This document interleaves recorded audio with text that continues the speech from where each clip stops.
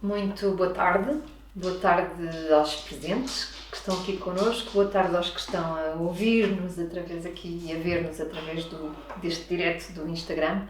Hoje temos connosco o André Oliveira, que convidámos para vir partilhar connosco esta tarde de Studio Visits, para vir conhecer o trabalho dos artistas que estão presentemente em residência. Obrigada, André, por esta tarde de partilha, por teres partilhado connosco também o teu olhar e as tuas visões e, enfim, as tuas percepções a partir daquilo que os artistas também foram partilhando. Eu começaria por fazer aqui uma breve introdução, ler uma breve introdução biográfica em relação ao nosso convidado. O André Oliveira nasceu em 1983, licenciou-se em História da Arte pela Universidade de Coimbra e realizou o mestrado em História da Arte Contemporânea na Universidade Nova de Lisboa, com a tese A Destruição da Pintura, 1945-1968, um registro artístico perante o qual não se inclina a cabeça. Certo? Isso mesmo. É curioso. Realizou depois um Master em Art Business no Sotheby's Institute of Art em Nova York. Tem colaborado com instituições museológicas, galerias comerciais, fundações e residências artísticas e fundou, recentemente, um projeto expositivo e editorial na Chambusca com o sugestivo nome Consultório. Vamos falar um bocadinho mais à frente sobre isso. Nesse contexto, tem apresentado projetos expositivos baseados em relações dialógicas que vai propondo aos diversos artistas com que tem trabalhado.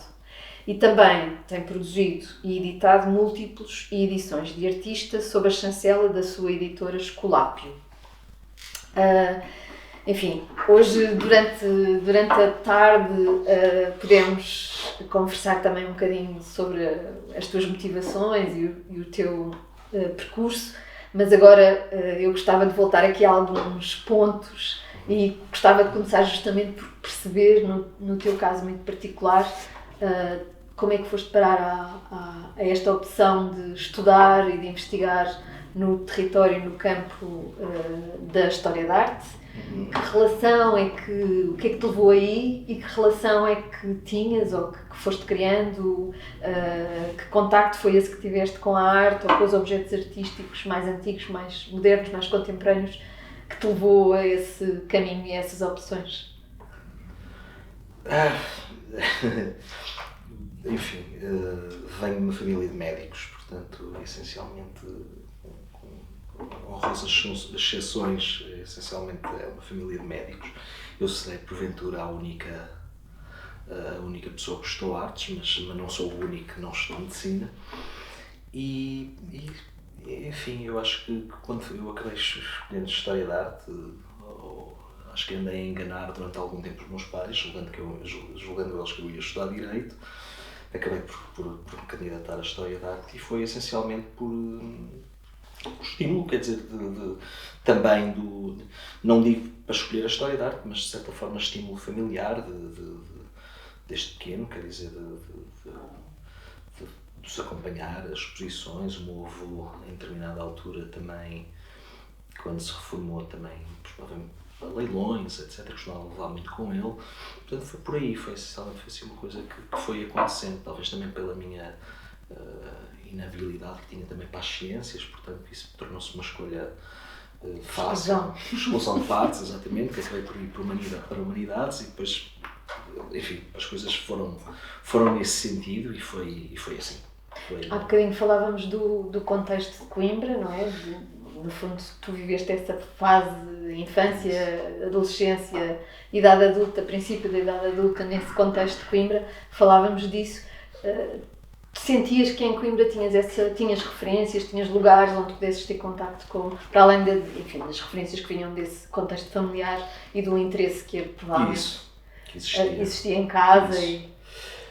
Coimbra era uma cidade, enfim, não era Lisboa, certamente, mas não era o Porto, e portanto eu acho que crescendo em Coimbra, eu não diria que estivéssemos limitados, mas de certa forma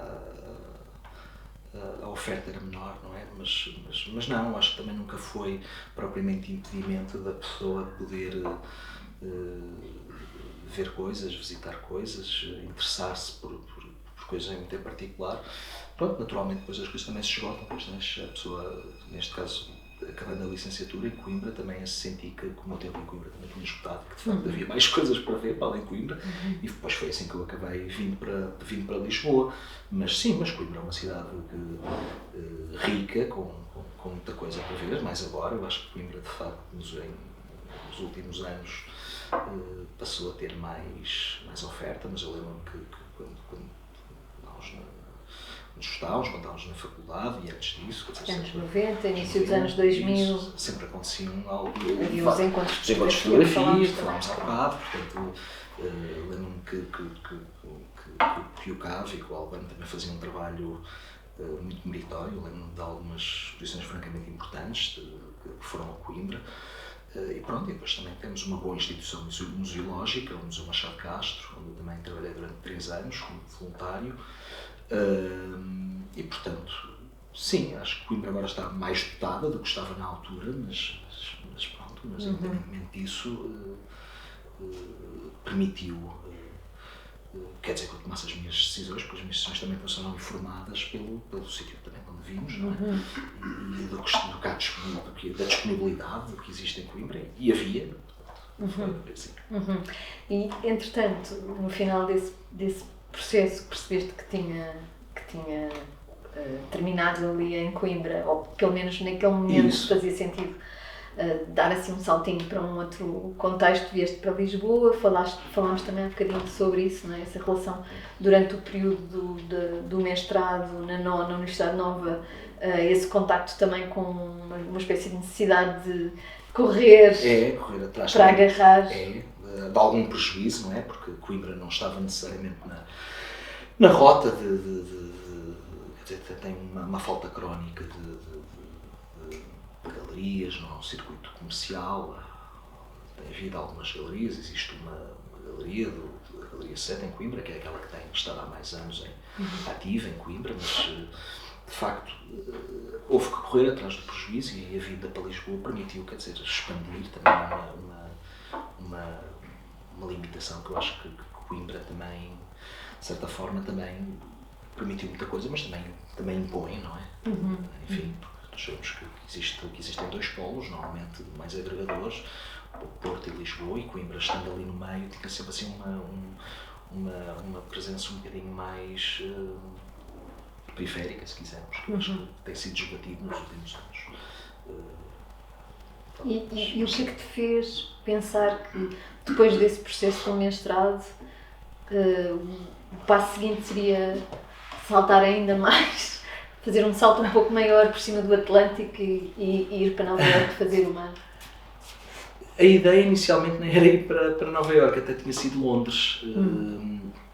Mas depois, quando descobri que a Sotheby's até tinha aberto 2 anos antes um instituto também em Nova Iorque, eu percebi logo que não, tinha de ser Nova Iorque, não poderia ser Londres. Mas foi essencialmente também o facto de achar que também não me queria limitar à história da arte, e queria alargar o teu leque de ferramentas também de relação. Isso mesmo. Portanto, achei que na altura era uma boa oportunidade, e foi, e assim foi. Pronto, lá fui. Na altura candidatei, consegui entrar, e pronto, e depois estive durante 2 anos no programa da Sotheby's, e acabei ficando lá durante mais... Você está um bocadinho 13 depois. Depois fiquei mais 13 anos e pronto, e foi isso. Quer dizer, mas foi sempre...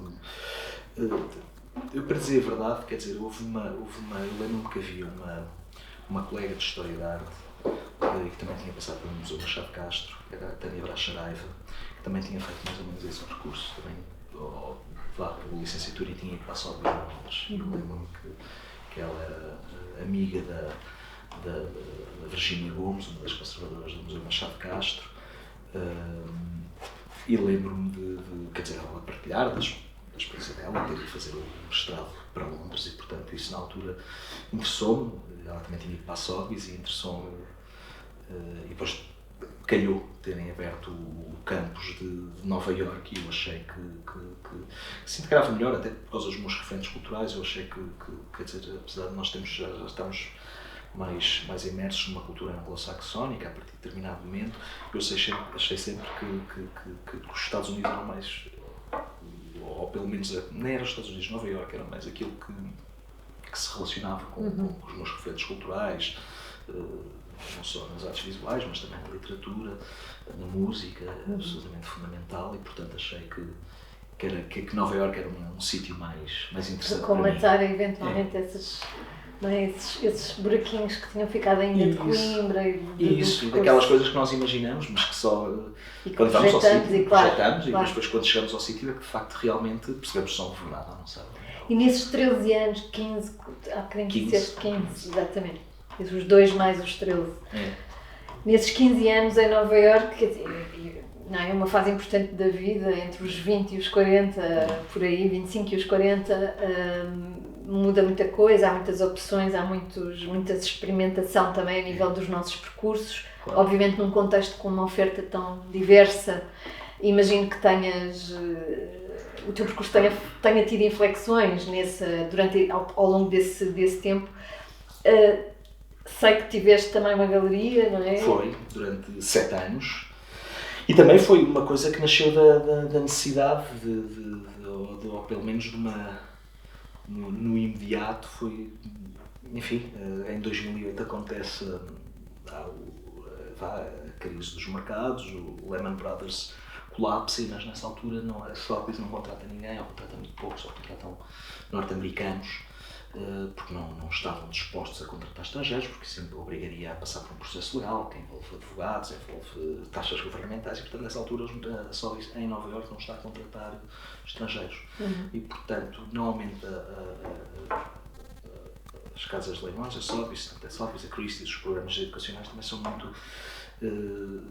aliás, também foi um dos motivos que me tinha levado para lá, porque eu tinha falado no início, e muitas vezes com o meu avô a leilões, vinha a Lisboa, assistir a leilões com ele, e portanto uma das coisas que eu queria ter feito, e acho que se calhar foi a única coisa que eu não fiz, foi trabalhar como leiloeira, mas foi talvez a única coisa, porque depois passei por galerias, passei por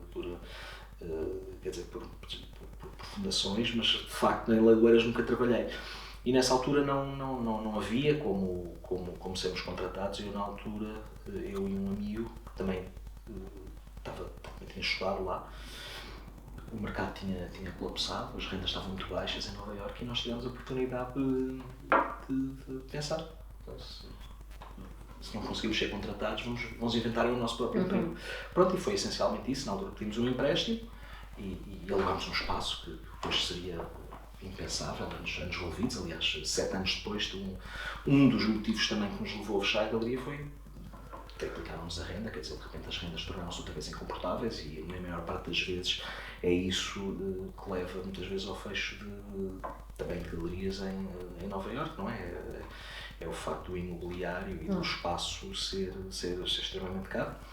Mas naquela altura não era, e portanto, como não era... E que programação é que vocês, nesse início, não digo, enfim, durante o período todo, mas nesse início, o que é que vocês imaginavam que pudesse ser a programação que queriam fazer? Não era claro, porque isso não, aliás, eu acho que eu lembro-me do Alex dizer a certa altura que durante a primeira semana nem conseguia dormir, porque tínhamos alugado um espaço, tínhamos assinado um contrato, e não tínhamos nada para lá dentro, não conhecíamos ninguém, tínhamos estado sempre num meio puramente académico, ou pelo menos escolar, se quisermos. De repente tínhamos um espaço, sabes assim, o que é que fazemos a seguir? Portanto, fomos atrás dos amigos, não é? das poucas pessoas que conhecíamos. Eu lembro que um dos meus bons amigos em Nova Iorque, a partir dessa altura, é o Tiago Estrada, que estava lá desde o início dos anos 90, tinha ido para lá, na mesma altura, na mesma leva que também tinha ido o Jorge Queiroz, o Carlos Figueiredo, uma série de gente, e o Tiago ainda lá estava, e portanto o Tiago foi uma das pessoas que disse, bem, vocês agora têm um espaço, alguma coisa tem de se fazer com o espaço, e portanto foi assim que começámos exclusivamente pelos amigos, e depois naturalmente... E era uma galeria comercial logo de início? Logo de início. Pronto, e foi essencialmente isso, quer dizer, o Alex conhecia algumas pessoas em Nova Iorque, eu conhecia outras pessoas em Portugal. Para mim, naturalmente, era mais fácil conhecer artistas portugueses, naturalmente, alguns porque já seguia o trabalho cá, outros porque também não tantos quanto isso, mas conhecia alguns, e portanto nessa altura também essencialmente foi isso. Bom, é o que temos um espaço, vamos convidar amigos, vamos fazer isto com o que temos. Quer dizer, não foi um pensamento propriamente muito estruturado. Não foi nem do ponto de vista estratégico tinham pensado. Não. Foi um bocado avulso, pensámos assim, temos um espaço e agora o que fazemos com ele? O espaço era arrendável. E pronto, estávamos... E vocês estavam a trabalhar ao mesmo tempo, tinham outras atividades ou estavam exclusivamente dedicados Estavam exclusivamente dedicados àquilo? A galeria estavam exclusivamente dedicados àquilo, e foi isso que fizemos durante 7 anos, exclusivamente dedicados à galeria. Em determinada altura também tínhamos trabalhado, ou tínhamos ajudado numa galeria chamada Janusz Gatt Gallery, que era uma galeria na Bowery, que era do sogro do meu sócio. E portanto também nos corremos um bocadinho aí e pronto, quer dizer, aí não trabalhávamos propriamente, mas ajudávamos muitas vezes e depois o Ianos também nos ajudou e foi daí que também nasceram uma série de relações que hoje mais tarde e essa rede também se tornaram profícuas de certa forma. O facto, por exemplo, de termos trabalhado com o Estate do Wolf Hostel na altura, porque era um artista que o Ianos representa na galeria dele, depois representa a galeria dele fecha e portanto de certa forma também conseguimos herdar alguns artistas que vêm da galeria do Ianos, que era um húngaro e portanto também tinha assim uma presença muito forte de artistas europeus no seu leque de artistas e pronto, e foi assim, foi um bocado o que foi vindo na nossa direção. E o que é que ao longo desses 7 anos e dessa experiência com o contexto nova-iorquino específico, não é? Nessa lógica de galeria comercial, de trabalhar com artistas sem ter exclusividades ou representações propriamente, de trabalhar num modelo um bocadinho mais aberto. Mais aberto. O que é que tu, de alguma forma, que ferramentas é que essa experiência te trouxe e que tu achas que foram úteis depois para pensar os projetos seguintes? Isso. Bem, eu acho que quer dizer, desde logo uma postura crítica também em relação àquilo que fizemos, quer dizer, eu acho que isso foi importante, no sentido de perceber que houve coisas que não poderiam ser repetidas, não só porque fossem irrepetíveis, mas também porque anos envolvidos se calhar também faria pouco sentido, portanto uma postura mais crítica em relação àquilo que veio a seguir, mas também perceber quais são as limitações desse próprio projeto e onde é que a seguir conseguiria inserir melhor ou perceber melhor aquilo que gostava de fazer. Por outro lado, o pensamento ou a postura crítica que também posso ter também me permitiu perceber que, ou definir o tipo de forma como trabalho, quer dizer, que às vezes é assim um bocadinho, aliás acho que isso também se nota nisso no projeto a seguir, neste caso no consultório, que às vezes é um bocadinho onde determinados interesses e determinadas buscas me levam, sem ter propriamente uma linha condutora, um plano gizado ou completamente gizado. Portanto, acaba por funcionar um bocadinho assim, e isso também é herdeiro desse período em que conseguimos ter uma postura mais crítica em relação àquilo que fizemos, conseguimos perceber o que é que funcionou e o que é que não funcionou, conseguimos também perceber que há determinado tipo de coisas que não conseguimos pôr em prática naquela altura e que agora se calhar conseguimos, porque o contexto é diferente, porque também temos um entendimento real que também era diferente, porque naquela altura tínhamos 24 ou 25 anos, quer dizer, então nós era tonto, percebemos perfeitamente que a responsabilidade de abrir um negócio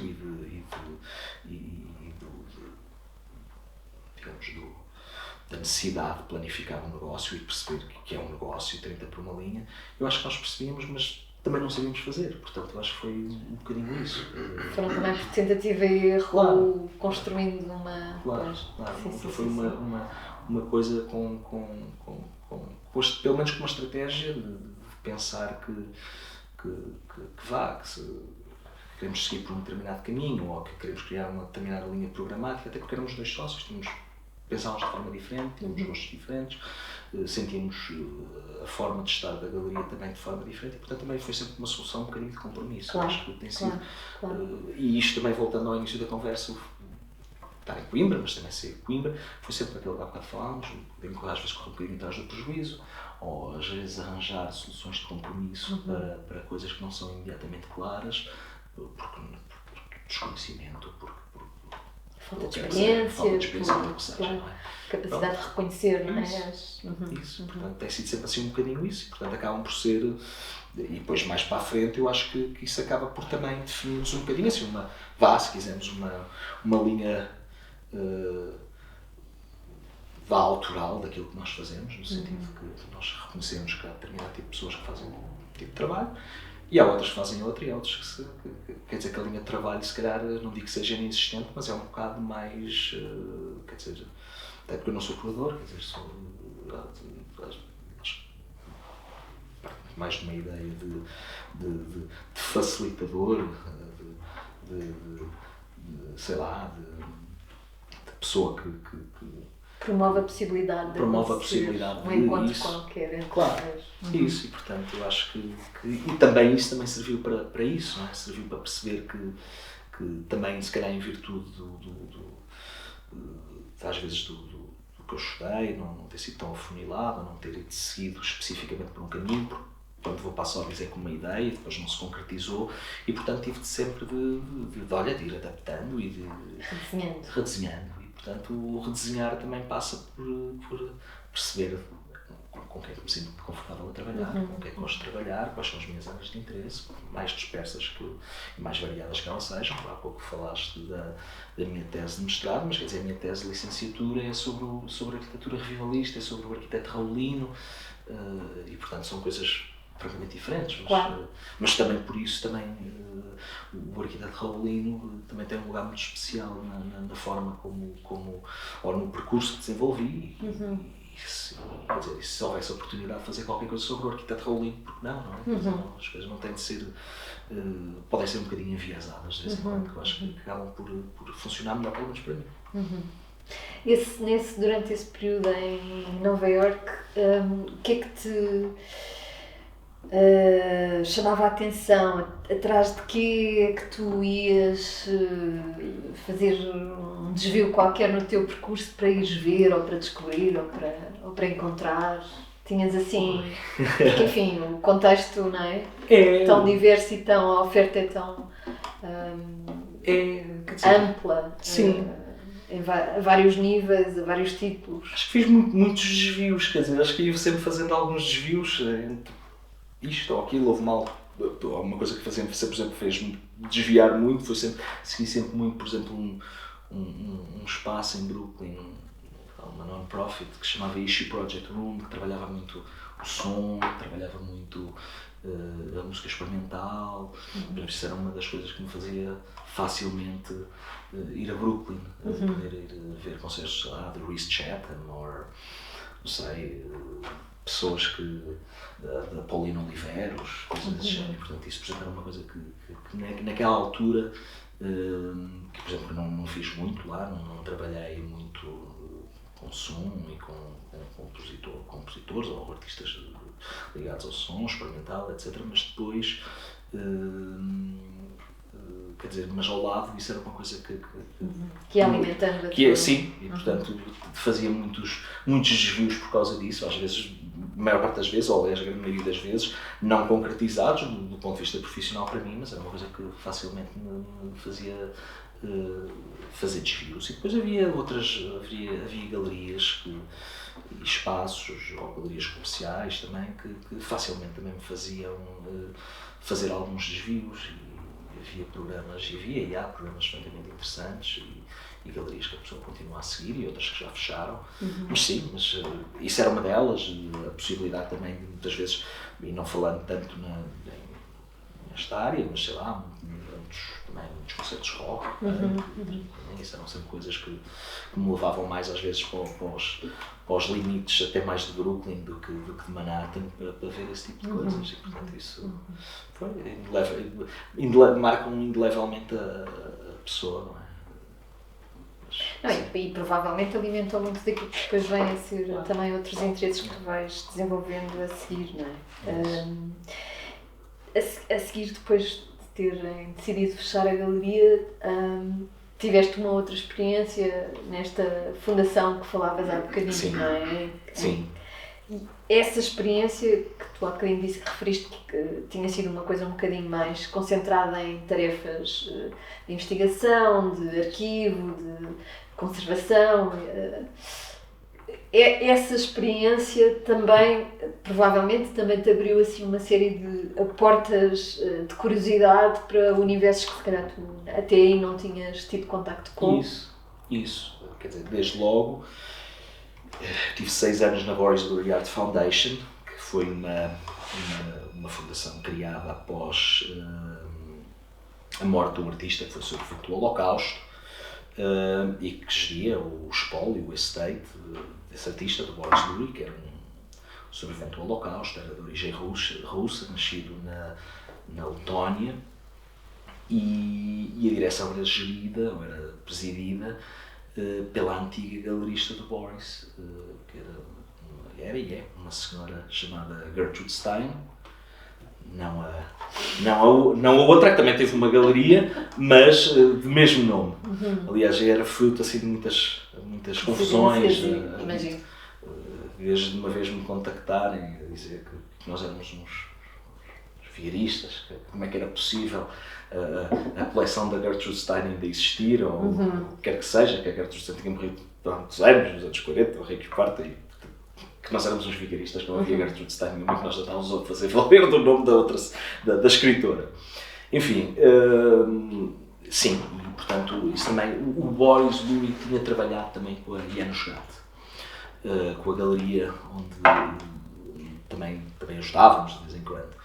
Mas curiosamente não chegámos lá por aí, não cheguei lá por aí, foi por vicissitudes legais e pessoais, daquele período mais complicado de 2016 com a eleição da primeira administração Trump, e de repente, enfim, um amigo meu disse-me: pá, mas há uma posição para gestor de coleção e arquivo e assistente da direção, etc., que está vago. Portanto, é uma fundação muito pequenina, meia dúzia de pessoas na altura, e continua a ser meia dúzia de pessoas para além do board. E nessa altura, quer dizer, conheci bem o trabalho do Boris, que era um trabalho que deveria conhecer da Galeria do Janus, e conhecia alguma coisa, mas não conhecia tão bem quanto isso. Permitiu-me também conhecer o trabalho da No Art, um movimento que ele criou, se quisermos, que ele inaugurou, que ele batizou, que incluía também, de certa forma, um grupo de artistas avulsos, ligados muitas vezes de forma quase de uma forma muito informal, aliás. O do Wolf Hostel também fazia parte, e portanto, mais uma vez aí, nesse caso, cruzou o Wolf Hostel, e eu cheguei à fundação sem me perceber que o Wolf Hostel fazia parte daquele grupo de artistas. Mas destacam-se outros, o Aldo Tambellini também, que é um ilustre desconhecido, para mim, pessoas como, sei lá, como Stanley Fischer. Sim, quer dizer, esse grupo e estamos a falar de um contexto de produção muito experimental e muito, não é? E altamente politizado, início dos anos 60. Afastado daquilo que tinha sido o contexto em que tu tinhas trabalhado, não é? Precisamente. Portanto, quando eu dizia há bocadinho essas portas, novas portinhas que se foram abrindo e que têm a ver justamente com esse contexto, e que eu acho que parece-me, informa muito daquilo que tu de facto vais fazer a seguir com este projeto de consultório. De facto, é verdade. Também inaugurou... Ou seja, há ali uma especificidade nas relações que são criadas, nos artistas que tu vais escolhendo para o teu projeto agora cá, que provavelmente vem muito também dessa herança também. Isso também, de facto, com esse contexto. É verdade, é verdade.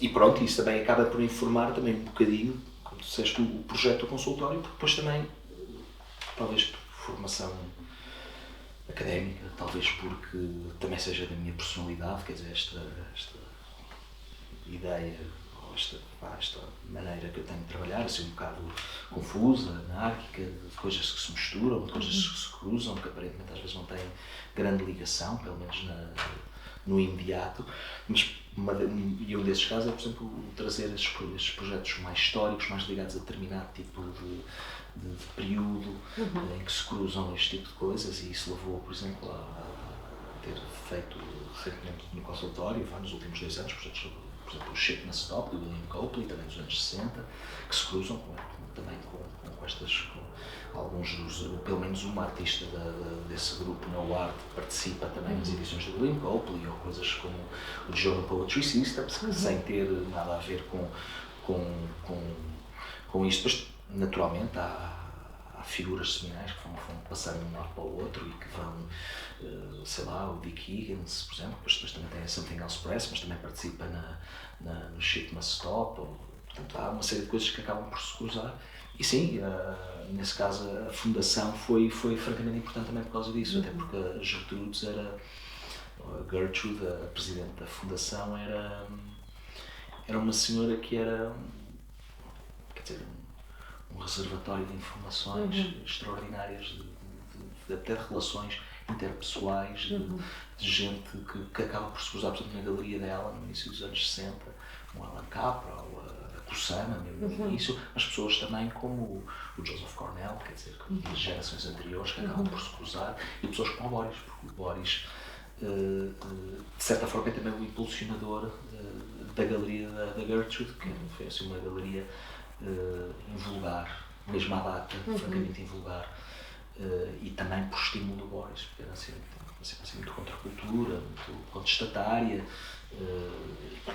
e isso, como tu dizes, acabou por informar também alguns projetos que eu tenho realizado no consultório, outros menos, mas que também se cruzam com outras coisas que eu também tinha feito antes, estudado antes.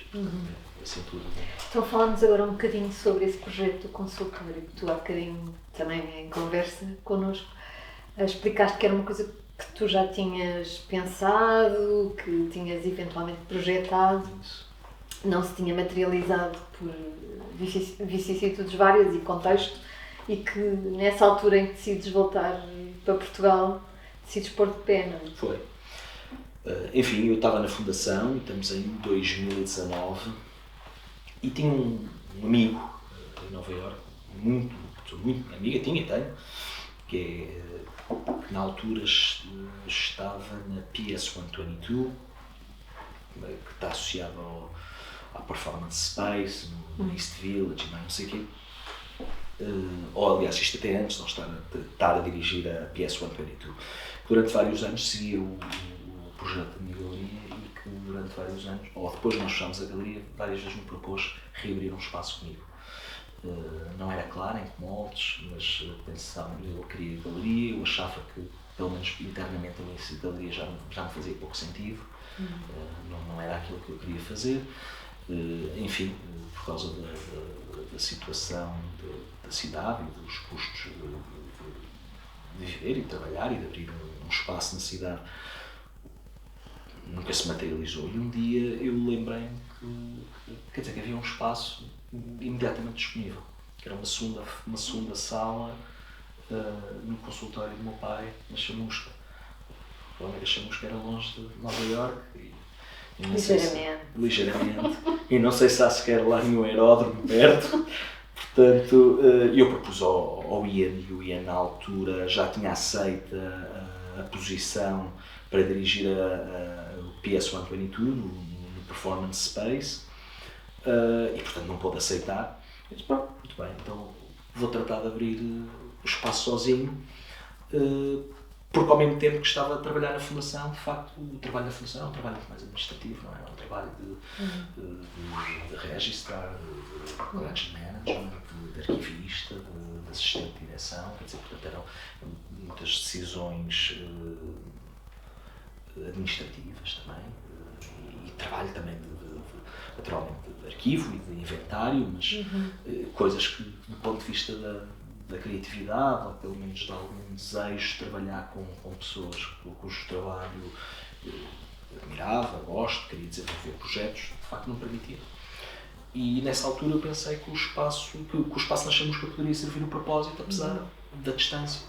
E na altura era uma segunda sala que estava a servir de arquivos do consultório do meu pai, e há muitos anos que eu não utilizava, estava exclusivamente a servir de arquivos. Portanto, eu perguntei se importava que eu reabilitasse a sala, fizesse umas obras e que transformasse aquilo numa sala de projetos, que seria trabalhada a partir de lá, porque era lá que eu vivia, e que se adaptaria aos meus horários. O facto de eu visitar só 2 vezes por ano, pontualmente, trabalhar nesse registro, uma coisa mais informal, um registro mais informal. Também mais dilatado no tempo. Mais dilatado no tempo, muito mais dilatado no tempo, precisamente, e portanto que também o facto de trabalhar lá também permitiria fazer a coisa, ou só permitiria fazer dessa forma, mas também tiraria alguma pressão do próprio contexto. Pensar assim, bem, não pode haver grandes expectativas, a única expectativa que pode haver é fazer um bom trabalho e trabalhar com pessoas que queiram aceitar o risco e queiram aceitar o desafio. Pronto, entretanto, fiz isso em 2019 e em 2020 começa a pandemia e nunca abri. Pronto, e portanto já nem à distância dava para fazer, porque não se conseguia viajar, e portanto fiquei mais 2 anos e meio. Nem sabíamos como é que ia ser a vida, não é? Exatamente. Nem os artistas, não é? Precisamente. E portanto ficou tudo em suspenso, nomeadamente isso. E nessa altura, em 2022, eu e a minha companheira decidimos que já tínhamos passado a primeira administração Trump, já tínhamos passado um processo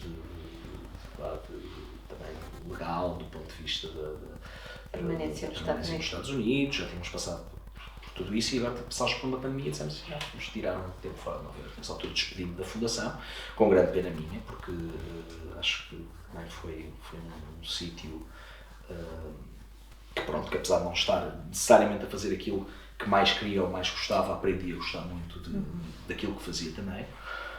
Mas pronto, mas depois chegou a altura de vir e vim, e abri. Então nessa altura chegamos em agosto de 2022, mas depois acabei só conseguindo abrir o espaço de projetos, depois envolveu tudo o resto, aí lá está.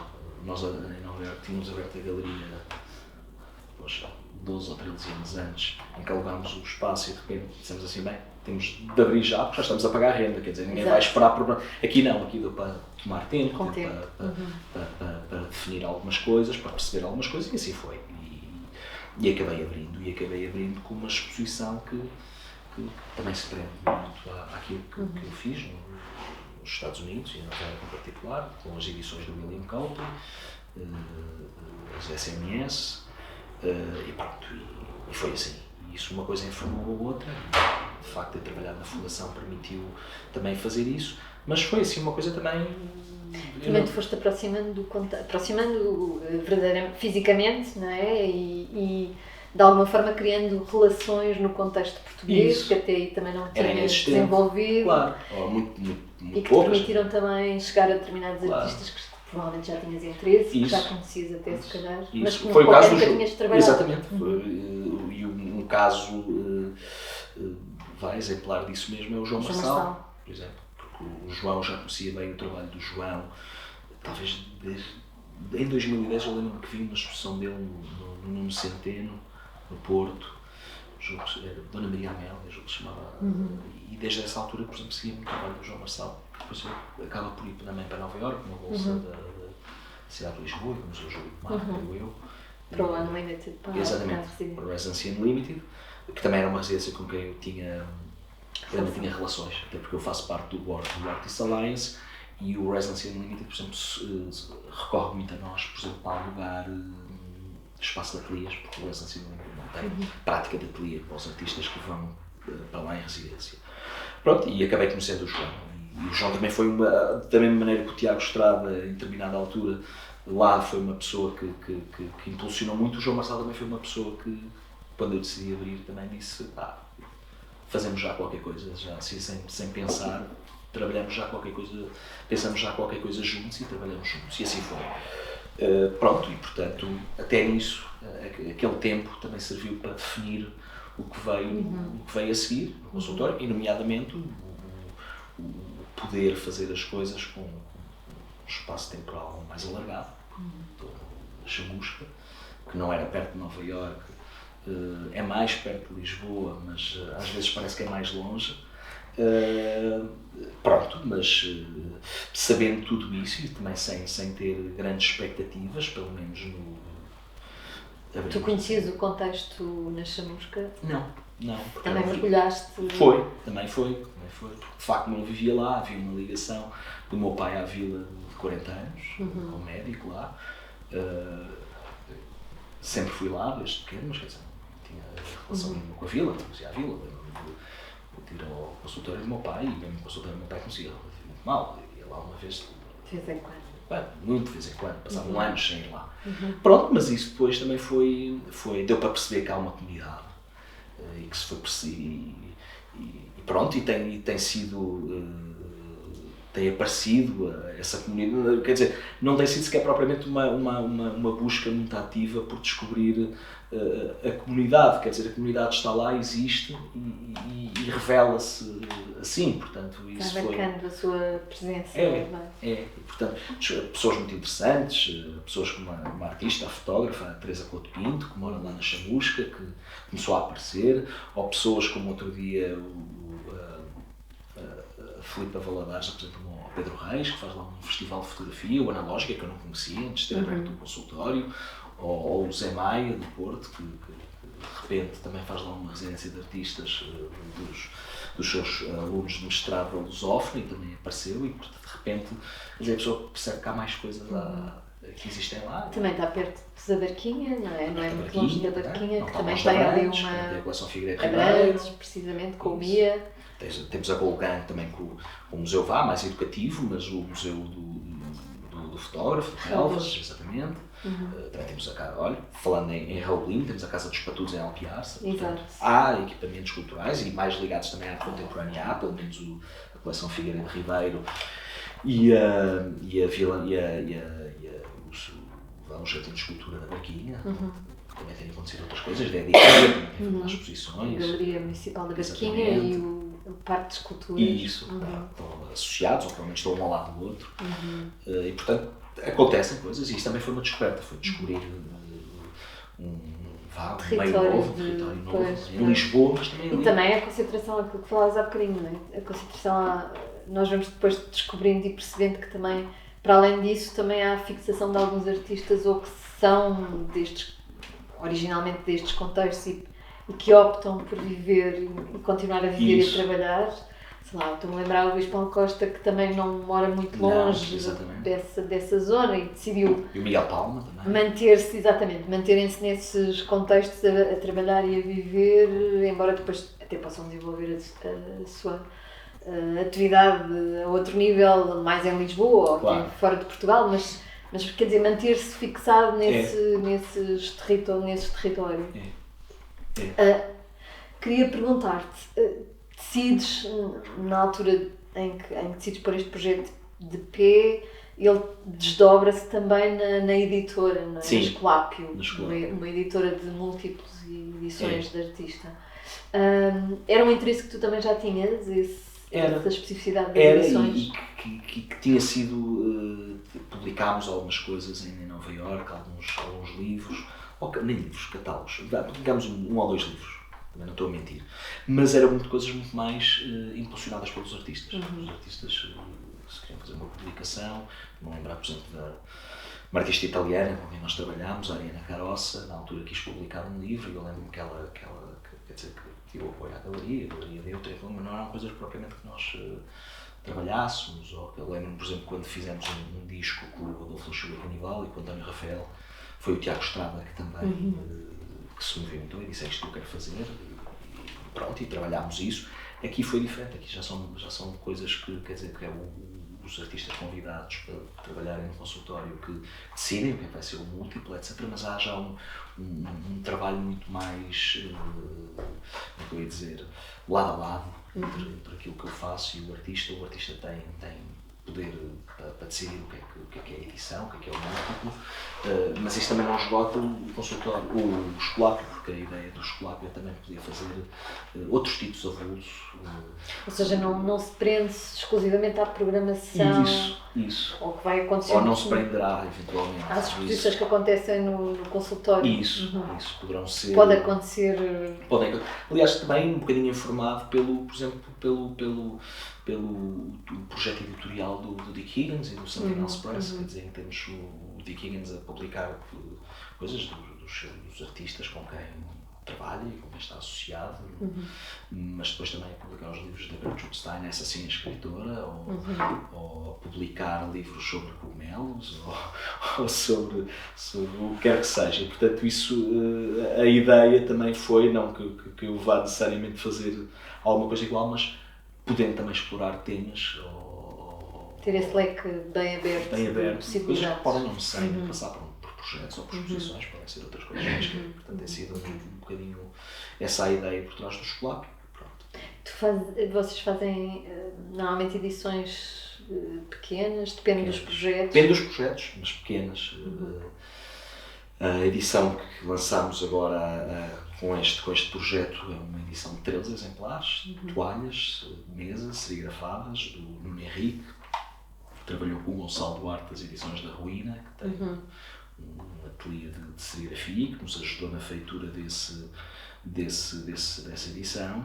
A edição anterior era um 48, do Bruno Silva, 48 porque é o número de horas que uma determinada planta carnívora demora a fazer a digestão, e o múltiplo era um desenho em papel litográfico, 48 unidades, cada uma ligada, 48 ligado às 48 horas que demora para fazer a digestão.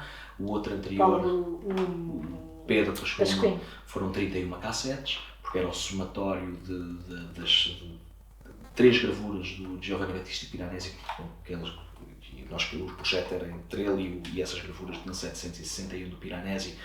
Era a gravura 6, 11 e 14, se não caio em erro. 6, 11 e 14, eu penso que é isso. E o somatório dava 31, 6, 11 e 14 dá 31. Era o somatório dos números, porque era a gravura número 6, a gravura número 11 e a gravura número 14, do conjunto dos Cartier de Vanzioni. E portanto foi o somatório. O Pedro acaba por criar uma peça sonora com 31 minutos. A peça o múltiplo chama-se 31 e portanto só faria sentido que fossem 31 múltiplos, e portanto foi o que se fez, 31 exemplares. Pronto, e foi o que se fez. Portanto, os números são escolhidos, edições pequenas, umas maiores, outras mais pequenas. Esse lado também de produção e de ajudar a tornar possível um objeto que foi pensado é uma coisa que também te dá prazer. É. E era aquilo que eu acho que eu tinha, pelo menos, percebido que tinha sido uma coisa que não tinha feito ao longo destes anos todos, sempre na fundação ou na galeria, e de facto tinha muito interesse. Quer dizer.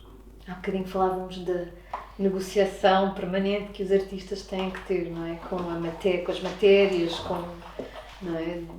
Esta permanente negociação e muitas vezes alteração e adaptação da ideia, de uma determinada visualização que de repente é permanentemente negociada até o resultado acontecer e ser satisfatório.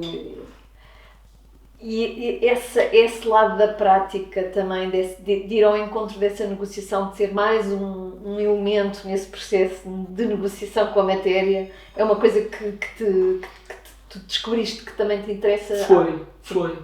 E foi uma coisa também a posteriori, não é? Mas foi algo que foi descoberto, não é? E, naturalmente, depois a negociação também não...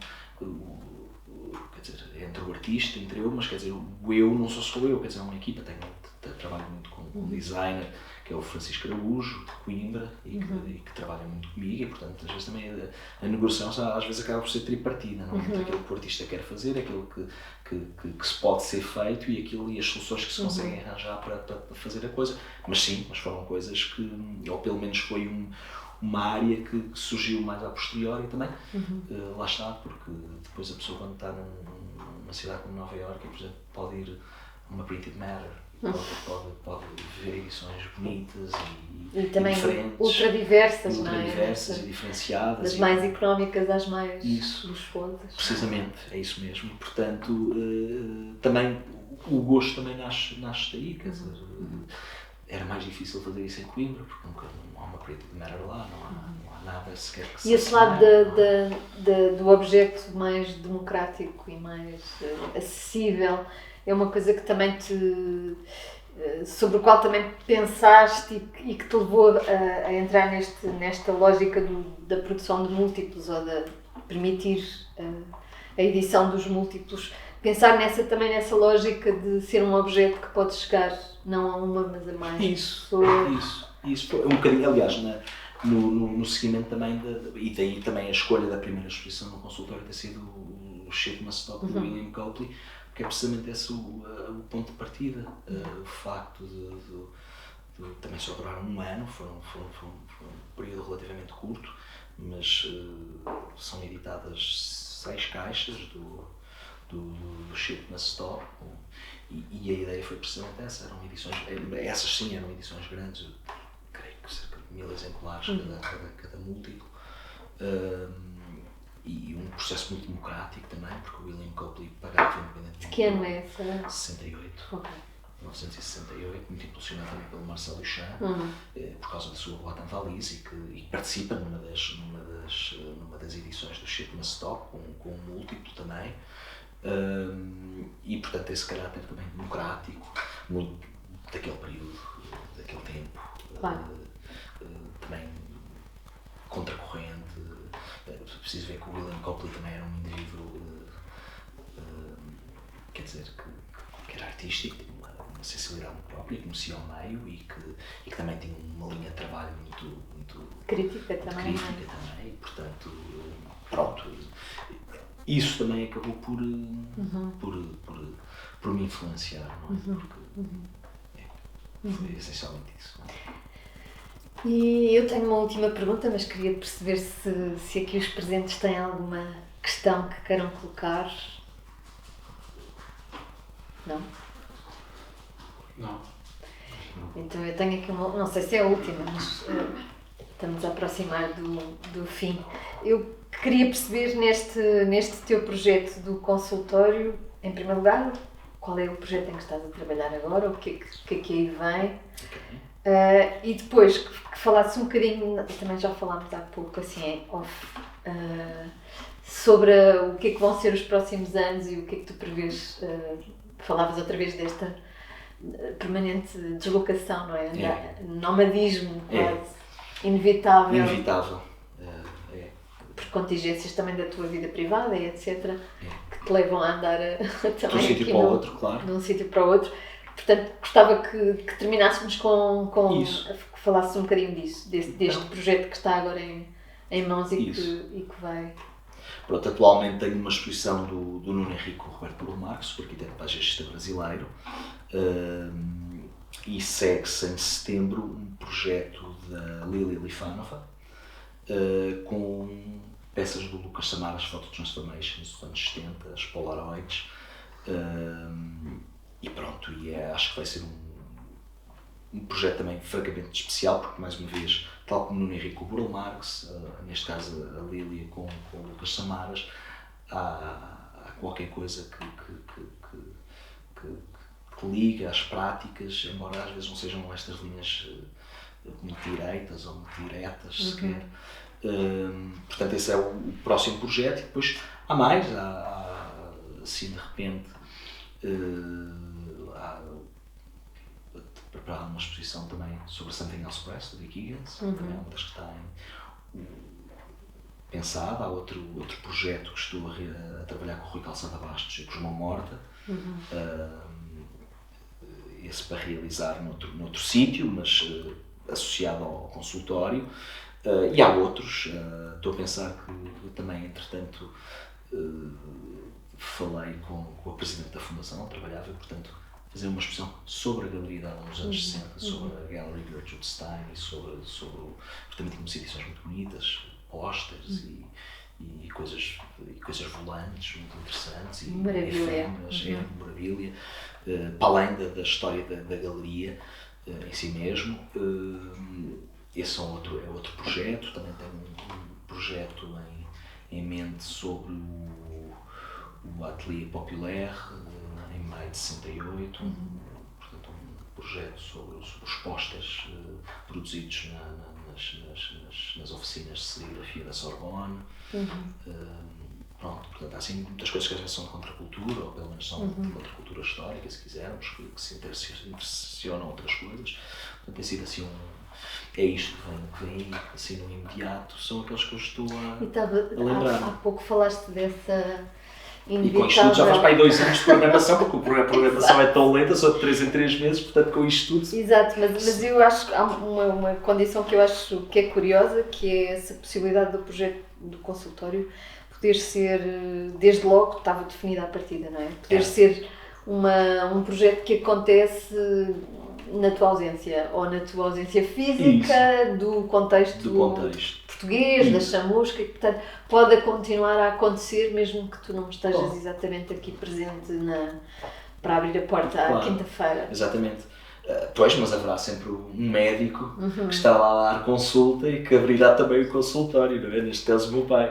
Mas porque, como te dizias, há estas vicissitudes, nós andamos sempre com a mala às costas e portanto, nós também sabíamos que vir para cá seria uma questão de tempo, quer dizer, as coisas precipitaram-se. Eu acho que politicamente as coisas precipitaram-se com a eleição desta segunda administração Trump e, portanto, eu não sou cidadão americano e, portanto, há alguma pressão de sentir que temos de voltar, não é? Porque senão corremos o risco de perdermos, ou eu, neste caso, não é nós, eu, não é como casal, eu e a minha companheira, porque ela é americana, mas eu perder a licença de residência e, portanto, há esta premência de ter de ir e, portanto, isso também seria voltar ao modelo original, seria feito a partir de lá. Foi pensado assim, não é? Originalmente. Portanto, se isso acontecer, bem, 2 coisas acontecem. Estamos a voltar ao início do projeto, em que o projeto era feito a partir de lá enquanto eu trabalhava na fundação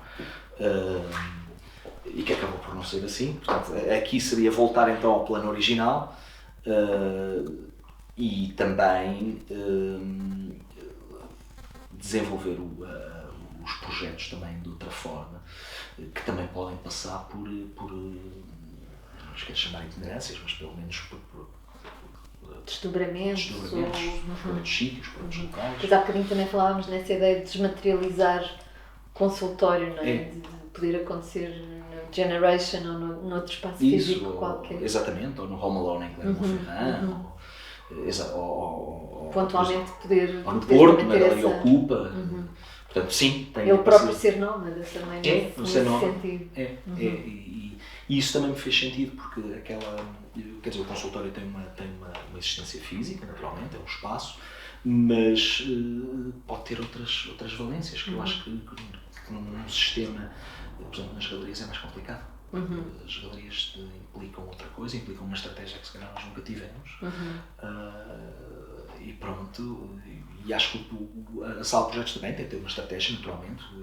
Quer dizer, não somos amadores, coisa assim, mas quer dizer, mas tem pelo menos uma flexibilidade que eu acho que uma galeria acaba por ter menos. E saiu um artigo agora há pouco tempo, talvez na Art News, falava precisamente disso, que também tem acontecido muito isso, tem acontecido muito algumas galerias fecharem e transformarem-se, terem uma existência mais nomádica, mesmo como sendo espaços comerciais, terem uma existência que não se prende àquela ideia, quer dizer, do espaço físico. Pois, e sobretudo concreto com as características que foram ganhando, não é? A maioria delas, as mais poderosas neste momento, não é? No contexto. Que absorvem tudo. Tem, absolutamente, e que têm essa existência, são para lá de museus, muitas delas, não é? Nesse sentido institucional, para pesado. Museus e portanto, e absorvem tudo. E, portanto, de facto, a procura de novos modelos também tem levado a isso mesmo. Pois. Enfim, no meu caso, por outros motivos, mas sim, mas também me interessa esse caráter assim mais nomádico e mais liberto, que me permite também chegar a um sítio e desenvolver relações com outras comunidades, ou com outros artistas e pensar novos projetos. Pronto, sim. Muito bem. É isso. Também muito contra a cultura, de certa maneira. É. Nesse, não direi num registro engajado Sim, não. verdadeiramente, mas, Sim. mas não é? Isso também, há bocadinho falávamos Refletem os de... nossos tempos Claro. e também as nossas escolhas profissionais, quer dizer, isto não é uma coisa que não acho que seja minha, quer dizer, a maior parte de nós que trabalhamos quer dizer, entre artistas e curadores e agentes culturais sempre muitas vezes teve premência, quer dizer, de alguma instabilidade também, que acaba por se refletir numa série de coisas, escolhas profissionais, escolhas familiares. Claro. Falávamos disso justamente. E também acho que era o Júnior, que dizia que também queria... Era importante para ele, não é? Produzir em primeiro lugar, produzir e dar respostas a ele próprio e depois então... E também eu acho que o teu projeto também é um bocadinho isso, não é? Andamos sempre à procura de uma satisfação, de uma curiosidade que é nossa em primeira instância, não é? E se o registro é um registro mais de nicho ou menos mainstream, mais específico na sua... então que seja, e se o público é reduzido, então que seja. É isso. E que se possa continuar a trabalhar anyway, nesse contexto. Muito bem. Mais alguma questão? Não? Ok. Muito obrigada, André. Obrigada. Obrigado, Foi Paulo. ótimo. Obrigada por teres estado connosco e por teres sido também tão generoso na forma como olhaste e como partilhaste também agora a tua experiência. Muito obrigado. Obrigada a todos.